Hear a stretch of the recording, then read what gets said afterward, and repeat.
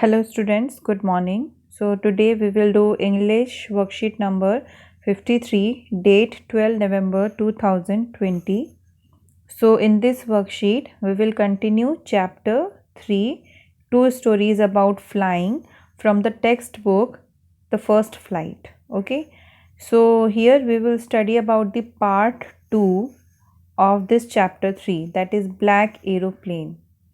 Okay, so in the previous worksheets we have already studied about the his first flight, a story about a seagull, a young seagull. So let's start reading. Read the following extract and answer the questions that follow. This is a mysterious story. जो ये black aeroplane है, ये इस lesson का नाम है, इस chapter 3 का पार्ट 2 है ये. ठीक है, ये टू स्टोरीज अबाउट फ्लाइंग आपका चैप्टर 3 है जो आपकी बुक है फर्स्ट फ्लाइट, और उसी में हम अब ब्लैक एरोप्लेन पढ़ेंगे. ठीक है, ये पार्ट 2 है. So this is a mysterious story. ये एक बहुत ही मिस्टीरियस स्टोरी है. ओके, मिस्टीरियस का मतलब है रहस्यपूर्ण. ठीक है, रहस्य से भरी हुई. तो ये एक मिस्टीरियस कहानी है. The writer was flying his Dakota airplane.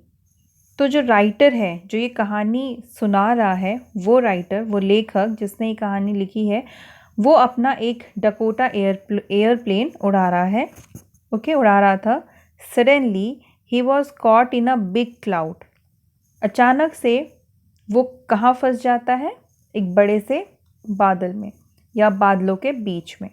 And his compass, radio and other instruments failed. और उसके पास जो कंपास है जिससे कि वो डायरेक्शंस देख रहा है, जिससे कि दिशाएं पता चलती हैं, रेडियो जिनसे कि नेटवर्क मतलब वो सुन सकता है अपनी डायरेक्शंस के बारे में, इंस्ट्रक्शंस सुन सकता है, और जो बाकी इंस्ट्रूमेंट्स थे एरोप्लेन में वो सब फेल हो गए. There was not much fuel in his plane. इसके अलावा उसके प्लेन में भी अब ज़्यादा फ्यूल नहीं रह गया था. ठीक है. Suddenly he saw a black aeroplane near him.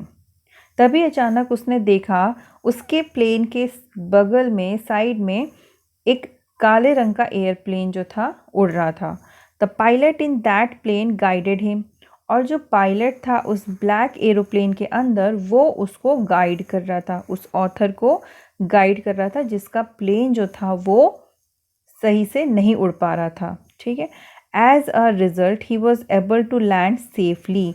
क्योंकि जो ब्लैक एरोप्लेन में बैठा हुआ पायलट था उसने उसकी मदद की, तब जाकर वो सुरक्षित रूप से प्लेन को लैंड कर पाया, ज़मीन पर उतार पाया. ठीक है. But he was greatly surprised when the women at the control centre. अच्छा, जो कंट्रोल रूम होता है जहाँ से सिग्नल्स वगैरह जो है एरोप्लेन के देखे जाते हैं, या जो इंस्ट्रक्शंस होती हैं, डायरेक्शंस दी जाती हैं उस कंट्रोल रूम से, उस कंट्रोल रूम में जब उसने पता किया कि वो ब्लैक एरोप्लेन था कहाँ का या कहाँ से आया था, तो उस कंट्रोल सेंटर में बैठने वाली जो विमेन थी, औरत थी, उसने ये बताया, she told him that there had been no other plane except the writer's Dakota on the sky that night. कि उस रात आसमान में सिर्फ उस ऑथर का, उस लेखक का डकोटा एरोप्लेन ही था, उसके अलावा आसमान में कोई और एरोप्लेन नहीं था. ये बात सुनकर वो जो ऑथर है, यानी जो वो लेखक है, जो राइटर है, वो सरप्राइज हो जाता है. ठीक है, आगे चलते हैं. ठीक है, यहाँ से स्टोरी स्टार्ट होती है. The moon was coming up in the east. जो चांद था वो ईस्ट डायरेक्शन में उग रहा था. ठीक है. बिहाइंड मी, उसके पीछे ही चांद जो था वो नज़र आ रहा था. And stars were shining in the clear sky above मी. और जब वो एरोप्लेन उड़ा रहा था ऑथर, तो कहता है कि मेरे पीछे मून नज़र आ रहा था, साफ चांद निकल गया था, और जो तारे थे वो, आसमान साफ था और तारे चमक रहे थे. There was not cloud in the sky. एक भी बादल आसमान में नज़र नहीं आ रहा था. अच्छा, जो ऑथर है अब वो यहाँ पर कहानी बता रहा है. ठीक है, वो नरेट कर रहा है कि जब उसने प्लेन उड़ाना शुरू किया, जब उसका प्लेन आसमान में पहुँचा तो रात थी, मून नज़र आ रहा था, ईस्ट डायरेक्शन में चांद नज़र आ रहा था, और उसके ऊपर जो आसमान था वो बिल्कुल क्लियर था, साफ आसमान था और तारे चमक रहे थे। There was not a cloud in the sky, और आसमान में बादल नहीं थे। I was happy to be alone high up above the sleeping countryside. कहता है कि मुझे बहुत खुशी हो रही थी कि मैं इतनी ऊंचाई पर उड़ रहा था, और above the sleeping country side मतलब क्योंकि रात का टाइम था, और जो कंट्री साइड का मतलब होता है विलेज यानी गांव, और गांव में सभी लोग सो रहे थे, तो उस गांव के ऊपर उसका एरोप्लेन आसमान में उड़ रहा था और वो बहुत खुश था। ठीक है। I was flying my old Dakota aeroplane, वो अपना बहुत पुराना डकोटा एरोप्लेन जो था उसे उड़ा रहा था। Over France back to England, अब वो फ्रांस से इंग्लैंड की ओर जा रहा था। ठीक है, इंग्लैंड वापस जा रहा था। तो इस टाइम पे जब वो अपना प्लेन उड़ा रहा था तब वो फ्रांस के ऊपर था। I was dreaming of my holiday, क्योंकि वो इंग्लैंड वापस जा रहा था, अपने अपने घर वापस जा रहा था, तो वो सपने देख रहा था, खुश था कि अब उसे जल्दियाँ जो है वो एंजॉय करेगा अपनी हॉलीडेज़, अपनी छुट्टियों को। And looking forward to being with my family. Look forward मतलब कि वो सोच रहा था कि मैं मतलब जाऊंगा, अपनी फैमिली से मिलूंगा, गेट टुगेदर करूंगा और हॉलीडे को एंजॉय करूंगा। ठीक है। I looked at my watch at 1:30 in the morning. उसने जब अपनी वॉच की ओर देखा, घड़ी की ओर देखा, तो उसकी घड़ी में कितने बज रहे थे? 1:30, सुबह के 1:30 बज रहे थे। I should call Paris control soon. I thought, उसने सोचा कि मैं जल्दी ही पेरिस कंट्रोल को जल्दी ही कॉल करना चाहिए, क्योंकि वो फ्रांस के ऊपर उड़ रहा था और वो फ्रांस से इंग्लैंड की ओर जा रहा था। As I look down past the nose of the aeroplane, फिर उसने क्या किया, अपनी विंडो से नीचे की ओर झांकने की कोशिश की। So he saw the lights of a big city, ये बताता है कि मैंने बड़े शहर की जगमगाती रोशनी देखी। जो लाइट्स होती हैं, क्योंकि रात के टाइम पे जो लाइट्स होती हैं वो एरोप्लेन से जब ऊपर देखते हैं तो बड़ा ही अच्छा नज़ारा नज़र आता है, छोटी छोटी लाइट्स जल रही होती हैं। तो कहता है कि मैंने बड़े बड़े शहरों की लाइट्स देखी इन फ्रंट ऑफ मी। ठीक है, इन फ्रंट ऑफ मतलब उसके सामने जो थी, बड़ा शहर जो था वो गुजर रहा था। I checked the map and the compass, switched over to my second and last fuel tank. फिर उसने मैप चेक किया, कंपास चेक किया, ठीक है, कि वो सही डायरेक्शन में जा रहा है। फिर उसने उसके पास जो लास्ट फ्यूल टैंक था, एरोप्लेन में बचा हुआ जो फ्यूल टैंक था दूसरा, उसको स्विच ओवर किया, मतलब उस फ्यूल टैंक को इस्तेमाल किया उड़ने के लिए। And turn the Dakota 12 degree west towards England, और इंग्लैंड की ओर फिर उसने अपने प्लेन को 12 डिग्री की ओर झुका दिया। ठीक है। एवरीथिंग वॉज गोइंग वेल, हर चीज़ बिल्कुल सही जा रही थी। It was an easy flight, ये जो उड़ान थी बहुत ही आसान उड़ान थी कि वो अकेले उस प्लेन को लेकर फ्रांस से इंग्लैंड की ओर जा रहा था। Paris was about 150 kilometres behind me, France से वो उड़ चुका था। ठीक है, तो पेरिस जो था, पेरिस फ्रांस की कैपिटल है, तो वो पेरिस 150 किलोमीटर दूर उससे थी, उसके पीछे छूट चुकी थी 150 किलोमीटर। व्हेन आई सा द क्लाउड्स, जैसे ही वो फ्रांस से आगे बढ़ा, मतलब फ्रांस के ऊपर से उड़ते हुए और आगे बढ़ा, तब उसको अचानक से क्लाउड्स नज़र आए, स्टॉर्म क्लाउड्स।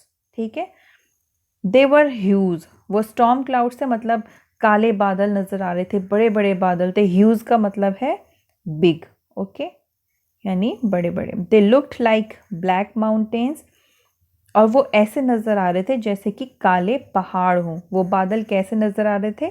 ब्लैक माउंटेन्स की तरह। Standing in front of me across the sky, उसको आसमान में यही बड़े बड़े बादल, काले बादल नज़र आ रहे थे। I knew I could not fly up and over them, वो जानता था कि वो इन बादलों से होकर या इन बादलों से गुजर कर आगे नहीं बढ़ पाएगा। And I did not have enough fuel to fly around them, हमने अभी पढ़ा कि उसने अपना last tank, second fuel tank use किया, तो अब उसके पास इतना फ्यूल नहीं था कि वो इन बादलों से होकर आगे बढ़ सके। Around them to the north और साउथ, कि वो अपनी नॉर्थ डायरेक्शन में या साउथ डायरेक्शन में अपने प्लेन को घुमा कर आगे की ओर बढ़ सके, इतना फ्यूल भी नहीं था उसके पास।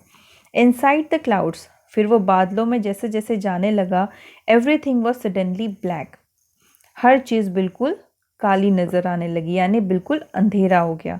It was impossible to see anything outside the aeroplane, aeroplane के बाहर उसे कुछ भी नज़र नहीं आ रहा था। आसमान में ही है वो प्लेन, और बादल इतने ज़्यादा हो गए थे, काले बादल थे कि उस काले बादलों में पायलट को, उस ऑथर को कुछ भी नज़र नहीं आ रहा था बाहर। The old aeroplane jumped and twisted in the air, उसका जो एरोप्लेन था, उसका जो पुराना डकोटा एरोप्लेन था, वो जंप करने लगा, कूदने लगा और ट्विस्ट करने लगा, घूमने लगा हवा में। I looked at the compass, उसने कंपास की ओर देखा, and I could not believe my eyes, the compass was turning round and round and round. उसने कंपास की ओर देखा तो जो कंपास की सुई थी वो गोल गोल घूमने लगी। इट वॉज डेड, वो खराब हो चुकी थी। इट वॉज डेड यहाँ पर कंपास के लिए आया कि कंपास डेड हो गया था।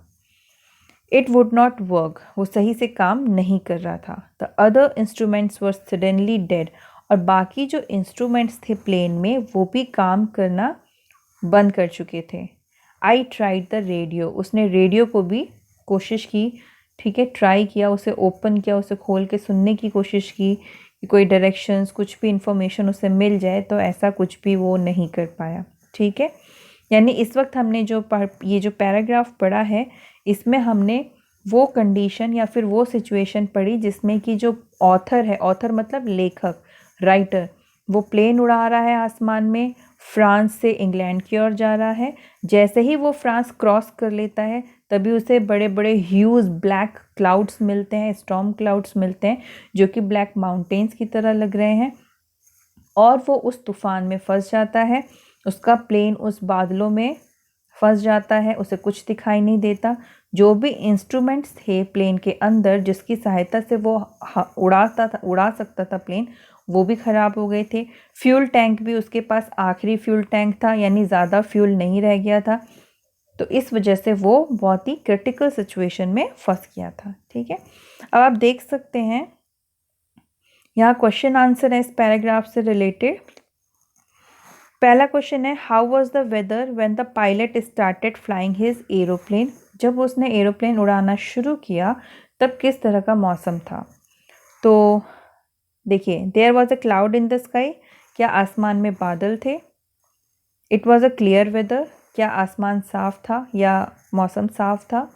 देयर वॉज पुअर विजिबिलिटी, क्या वो सही से नहीं देख पा रहा था, या इट वॉज रेनिंग आउटसाइड, या फिर बारिश हो रही थी बाहर। तो इसका ऑप्शन है B, it was a clear weather. हमने अभी पढ़ा जब उसने प्लेन उड़ाना शुरू किया फ्रांस में तभी वो आसमान साफ था। Second question, choose the option that lists the set of statements that are not true according to the given extract, मतलब जो पैराग्राफ दिया, जो एक्सट्रैक्ट दिया है आपके चैप्टर 3 से, जो एक पैराग्राफ दिया है आपको, उस पैराग्राफ में जो कुछ भी हमने पढ़ा, यहाँ पे ये सेंटेंस दिए हैं, ये सेंटेंस उस कहानी के हिसाब से कौन सा सेंटेंस गलत है हमें वो बताना है। देखिए, pilot was flying in his old Dakota aeroplane, ठीक है। Over France back to Italy, क्या वो फ्रांस से इटली की ओर जा रहा था? नहीं, वो फ्रांस से इंग्लैंड की ओर जा रहा था। तो एक तो ये सेंटेंस आपका गलत है। Second, he wanted to enjoy his holiday with his family, ये बिल्कुल सही है, अपने परिवार के साथ वो छुट्टी एंजॉय करना चाहता था। Third, the pilot saw storm clouds when he was only 50 kilometres away from Paris, नहीं, जब वो पेरिस से 150 किलोमीटर दूर था तब जाकर वहाँ उसे बड़े बादल नज़र आए। तो ये आंसर गलत है, 50 नहीं है, 150 होना चाहिए। ठीक है। Fourth, the author compares the clouds to black mountain, सही है, उसने बड़े बादलों की कंपैरिजन, तुलना किससे करी? ब्लैक माउंटेन से। ठीक है। The compass and other instruments of the aeroplane were working well, क्या जो कंपास था और जो बाकी इंस्ट्रूमेंट्स थे एरोप्लेन के, क्या वो सही काम कर रहे थे? नहीं। तो यहाँ पर 3 सेंटेंस गलत है। तो हमें इन ऑप्शंस में से बताना है कि उन सेंटेंस का सेट कौन सा है जो गलत है। एक तो पहला, ठीक है, गलत है। फिर हमने देखा तीसरा भी गलत है और पांचवा गलत है। तो ये आपका सी ऑप्शन ये आंसर है आपका। ठीक है, अब देखिए question number 3, which word does countryside not correspond to. Not correspond का मतलब आपको इन चारों में से बताना है कि कंट्री साइड का सिनोनिम जो नहीं है। ठीक है, सिनोनिम का मतलब पर्यायवाची, सिमिलर मीनिंग वाला वर्ड कौन सा नहीं है। कंट्री साइड का मीनिंग होता है गांव या देहात। तो देखिए, लैंड आउटसाइड टाउन्स और सिटीज़, शहर के बाहर जो ज़मीन है उसे तो गांव ही बोलते हैं। ठीक है, ये तो सिनोनिम हो गया। फिर है अ रूरल एरिया, इसका भी मीनिंग कंट्री साइड हो गया, गांव। बिग सिटी, बड़ा शहर। अब गांव का अपोजिट आपका क्या होगा, बड़ा शहर। तो ये सिनोनिम नहीं है। अ रूरल रीजन और इट्स इनहेबिटेंट्स, इसका मीनिंग भी गांव है। बी का ऑप्शन, इसका मीनिंग भी गांव है और ए का मीनिंग भी गांव है। सिर्फ इस बिग सिटी यानी सी का मीनिंग जो है वो कंट्री साइड नहीं है। तो आपके इस थर्ड का आंसर क्या होगा, सी, बिग सिटी। ठीक है, अब आगे देखिए, 2 क्वेश्चंस हैं यहाँ पर। Describe author's feeling while he was flying his aeroplane back to England. वो कैसा महसूस कर रहा था जब वो इंग्लैंड वापस जा रहा था अपना प्लेन उड़ाते हुए। तो 20 से 30 शब्दों में आंसर लिखना है। मैं अभी आपको दिखा दूंगी, आंसर लिखा हुआ है। तो देखिए, जब वो एरोप्लेन उड़ा रहा था तो वो बहुत खुश था। He was very happy. Okay, he was thinking of holidays and he wanted to enjoy this holidays with his family. यही है कि वो अपने परिवार के साथ छुट्टियां बिताना चाहता था और वो बहुत खुश था। What happened when the author turned the aeroplane 12 degrees west towards England? क्या हुआ था जब ऑथर ने, राइटर ने एरोप्लेन को 12 डिग्री टर्न करा, घुमा दिया, जब वो इंग्लैंड की ओर जा रहा था। इंग्लैंड की ओर जाने के लिए उसने प्लेन को 12 डिग्री घुमा दिया। तो जैसे ही उसने 12 डिग्री घुमाया था उसके बाद वो काफ़ी आगे निकल गया था फ्रांस से, और तब जाकर उसकी प्रॉब्लम शुरू हुई, जहाँ पर उसने ह्यूज क्लाउड्स देखे और उसके इंस्ट्रूमेंट्स भी ख़राब हो गए थे। फ्यूल टैंक भी उसका लास्ट था, वो उड़ा नहीं पा रहा था ज़्यादा दूर अपने प्लेन को, उसे कुछ दिख नहीं रहा था। ठीक है, तो ये प्रॉब्लम जो थी वो क्रिएट हो गई थी। तो 40 से 50 शब्दों में आपको आंसर लिखना है। मैं आपको ये आंसर्स दिखा देती हूँ, आप कॉपी में कर लीजिएगा। सो देखिए, आंसर्स हैं यहाँ पर, मैंने अभी आपको समझा दिए हैं क्वेश्चंस। ये आंसर्स हैं इसके, वर्कशीट नंबर 53 के। Question number 1, it was a clear weather. Second का है ये सेट 135, ये करेक्ट नहीं थे ये वाले स्टेटमेंट। ओके, देन ये रहा थर्ड का आंसर, बिग सिटी। ये सिनोनिम नहीं है, नॉट अ सिनोनिम। सिनोनिम का मतलब होता है सिमिलर मीनिंग वाले वर्ड, यानी 2 शब्द ऐसे हो इंग्लिश के जिनका मीनिंग सेम हो। ठीक है, सिमिलर मीनिंग होती है सिनोनिम का मतलब। अब देखिए फोर्थ क्वेश्चन। फोर्थ क्वेश्चन में कह रहा है कि ऑथर की फीलिंग डिस्क्राइब करिए। तो लिखिए, देखिए यहाँ पर, ऑथर वॉज वेरी हैप्पी, बहुत खुश था, while he was flying his aeroplane back to England, जब वो इंग्लैंड की ओर उड़ रहा था। He was dreaming of his holiday, वो अपनी छुट्टियों के बारे में सोच रहा था, and to enjoy with his family, और अपनी फैमिली के साथ एंजॉय करना चाहता था। ठीक है, अब ये आंसर है क्वेश्चन नंबर 5 का। देखिए, what happened when the author turn the aeroplane 12 degrees west towards England. England की ओर जाने के लिए उसने जब 12 डिग्री वेस्ट घुमाया अपने प्लेन को तो क्या हुआ था। सडनली द वेदर चेंज्ड, अचानक से मौसम बदल गया, and author saw storm clouds, उसने स्टॉर्म क्लाउड्स देखे, तूफानी बादल देखे। क्लाउड्स वर ह्यूज, बादल काफ़ी बड़े थे, and looked like black mountains, काले पर्वतों की तरह नज़र आते थे। He could not able to fly, वो उड़ नहीं सकता था प्रॉपरली। ठीक है, to fly plane. It was impossible to see anything outside the aeroplane, उसके लिए बहुत मुश्किल था एरोप्लेन से बाहर देखना।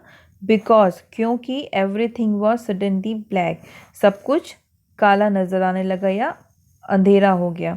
इंस्ट्रूमेंट्स लाइक कंपास, जो इंस्ट्रूमेंट्स थे जैसे कि compass, was not working well, सही से काम नहीं कर रहा था। ठीक है।